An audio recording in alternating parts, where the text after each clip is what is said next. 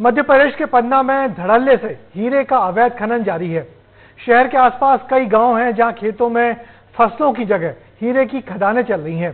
किसान खेती से तकरीबन तौबा कर हीरों की खुदाई में जुट गए हैं और इसी बात का फायदा हीरा माफिया उठा रहे हैं, जो लगातार लोगों को लालच देकर खेतों को बेतरतीब तरीके से खोद रहे हैं।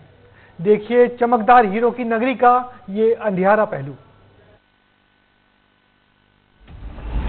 हीरों की नगरी का काला सच।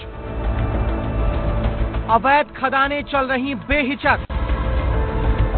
खेती छोड़ खदानों का जारी है खेल। 100 फीट तक खोद डाले खेत।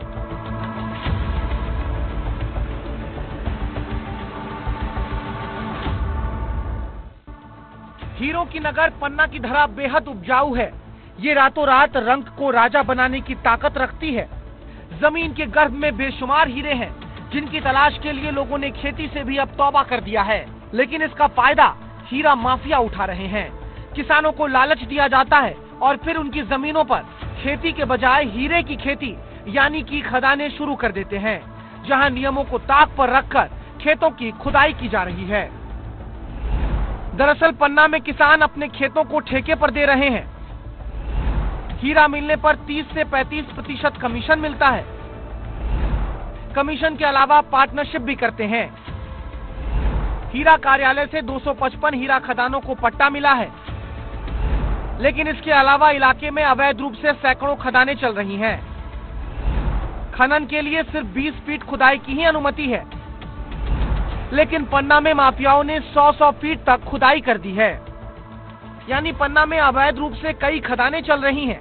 आसपास के किसान भी मानते हैं कि नियमों की अनदेखी हो रही है, लेकिन वो इसके लिए खेती में लगातार हो रहे घाटे को जिम्मेदार मानते हैं और फायदे की आस में खेती छोड़ खदानों पर निर्भर हो रहे हैं। हमारी 80% खेती लागत खड़ी नहीं हो रही है, तो अब कैसे क्या भरण पोषण करें परिवार का या समाज का, किस तरह से अपना उत्थान करें। तो खदान की जैसे अपन जमीन ने लीज में दे दी, 20% जो भी बेनिफिट होगा, जो भी माल मिलेगा उससे 20% हमें मुआवजा की राशि मिल जाएगी। या मान लीजिए हम उसमें पार्टनर हो गए, मान लीजिए 2 लाख का माल मिला तो उसमें अपन को परसेंटेज मिल जाता है। लगत की लगत खड़े होने में दिक्कत होती है। इसके लिए जो अपनी खेती के बाद खदाने हैं उनमें खेती हमने मुआवजा में दे देते हैं। जो ही 20,000 25,000 मिला उसमें से उसी में कुछ मजदूरी मिल जाती है, परंतु गादारी कुछ करते रहे उसी में पेट पल रहा है। खेती में हमको उसमें कोई मुनाफा नहीं हुआ है। जंगली एरिया है, उसके कारण खेती में पाला पड़ जाता था। तो कुछ जमीन हमारे यहाँ ऐसी है कि जहाँ हीरा खदान खोदते थे हम लोग, तो कई लोग हमसे बाहर लोग आते तो खदान खोदने लगे। वो कुछ मुआवजा दे जाते थे हमको, कई खदान का 10,000 रुपये प्रति खदान के हिसाब से। किसी खदान में हम लोग पार्टनर हो जाते थे तो कुछ मिल जाता था। हीरा खदान जब लगाया है तो तब हमको शुरू साल में हीरा मिल गया, तो हम लोग फिर बढ़ते गए। ऐसा करके 14-15 हीरा मिल गया। तो अब भगवान की कृपा से, किशोर जी महाराज की कृपा से बहुत अच्छा बन गया। अब क्या है, अब खेती थोड़ा बंद करके अब जहाँ खेती नहीं होता वहाँ पे अपन अब खदान लगाते। खेती में तो हमेशा छोटा किसान का फायदा इतना ही होता है, ये 1 का 2 बनता है। किस्मत अजमा रहे कि शायद कुछ बन जाए, बाल बच्चों का भविष्य खेती और अच्छे से हो जाए, बोर करवा लें हैं, तो इसलिए खदान में लगे हैं। और खदान में ईश्वर ने चाहा तो चलो ठीक, इस वर्ष चाहा तो अच्छा मिल गया। इधर जब हमने कृषि विभाग के अधिकारियों से बातचीत की तो उन्होंने माना कि किसान हीरा खदानों की तरफ मुड़ रहे हैं, लेकिन वो इसके लिए खेती में नुकसान की बात से इनकार कर रहे हैं। उनका मानना है कि फायदे की लालच में किसान खदानें शुरू कर रहे हैं। घाटे की नहीं है, कहीं कहीं की जमीन थोड़ा सा पथरीली है और पथरीली होने के कारण वहाँ पे उत्पादन उतना नहीं आ रहा है। तो किसान भाइयों का रुझान जो हीरा यहाँ निकल रहा है लगातार, इसलिए जहाँ आमदनी ज़्यादा होती है किसान उस तरफ मूव करता है। और खेती का तो ऐसी अभी कोई समस्या है नहीं कि जहाँ भारी कम उत्पादन आ रहा है तो किसान परेशान है।